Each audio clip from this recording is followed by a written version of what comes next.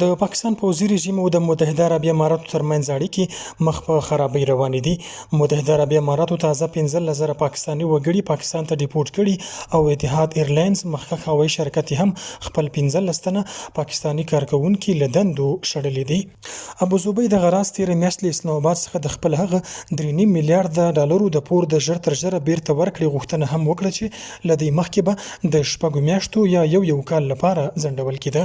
که څه هم د دواړو هیوادونو چارواکي له هم خپلمنځي اړیکې قوي او تاریخي بولي، خو په عملي توګه اړیکې یو لړ سیاسي او اقتصادي فشارونو سره مخ ښکاري. د چارو د شنونکو باور متحده عربي امارات د پاکستان له لوري له سعودي عربستان سره د وروستۍ دفاعي هوکړې او ځینو نورو سیاستونو له امله ناخوښه دی او همدا ده چې اړیکې ورځ په ورځ په نایلان شوي ډول د خرابوالي پر لوري روانې دي. په دې وروستیو کې چې د سعودي عربستان او د پاکستان ترمنځ امنیتي تړون لاسلیک شو، نو په دې سره